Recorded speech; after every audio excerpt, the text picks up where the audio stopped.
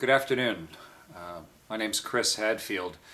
First and foremost, I wanted to thank Excellence Canada for giving me this award, a special Board of Governors recognition of achievement in excellence. But as everyone there today knows, recognition of achievement and awards, even though they're given to an individual, of course, represents something much larger, and every individual represents a much larger team. That couldn't be more true in my case. As an astronaut for the Canadian Space Agency, I represent the incredible amount of work of so many hundreds of people directly involved within the Canadian Space Agency itself, so many thousands of people in the industry across Canada and around the world, and the teams that are working day and night to support the space exploration that's going on above our heads. The sub-theme of the gathering today is forging the future. I think it's a really interesting analogy. Forging is a process where you take some pretty unlikely raw materials, so some maybe non-lustrous and unrecognized raw materials, and somehow recognize the fact that if they are prepared properly and tempered properly and then put together in just the right way, they can be turned into something that far exceeds their fundamental basic capability. That example is, to me, the very essence of excellence, and it is enacted over and over again in a lot of different businesses, but specifically in my own, of trying to find a way to safely explore the rest of the universe and to understand everything that's around us. I was commander of the International Space Station, the most complicated international project ever undertaken, to build one thing together. £1 million,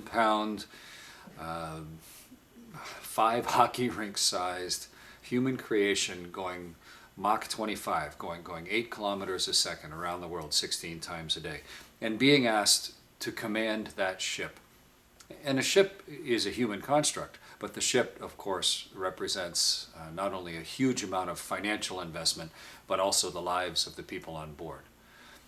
And when we talk about tempering and forging the future, to me, that process is critical. It begins, of course, with visualization. What is the definition of success? How are we trying to put this team together in order to accomplish a specific thing? How do you communicate that measure of success and share it with the people that are involved at every different level? And then how do you prepare them? How do you give people the skills? How do you recognize the fact that that each individual talent or skill or learned capability that people have is the very beginning essence of excellence in the overall project? And practicing and simulating and preparing and taking that group of people who otherwise might have never been able to forge into anything now can work together in unison, pulling in the same harness, so that they can start to do things that are right on the edge of impossible, to gather fuel and metal and nuts and bolts and bits of plastic and carbon fiber and somehow turn that into a rocket ship that leaves the Earth and safely carries its crew above the atmosphere. To me, that preparation phase, of course, is so vital, and the leadership that's needed in it, and the recognition of excellence throughout, in order to someday be able to trust yourself to light the spark and set the craft on its way. And then that leads, of course, to the execution, the critical phase where time is short but consequences are high, where the fruit of all of that preparation is going to come ripe on the vine.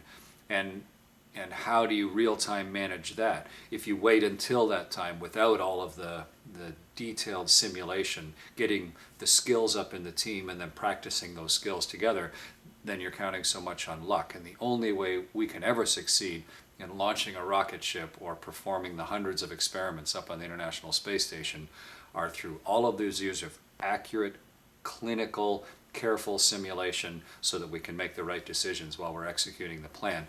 And then finally, whether it's in personally preparing for an exam, or being an Olympic athlete, or being an astronaut, once you have done all the initial stages and then executed, what then do you do with the result? How do you entrench the lessons learned into yourself, but more importantly, into the organization that's going to support that type of activity in the future? And at NASA, we have flight rules that are, a lot of them, written in blood.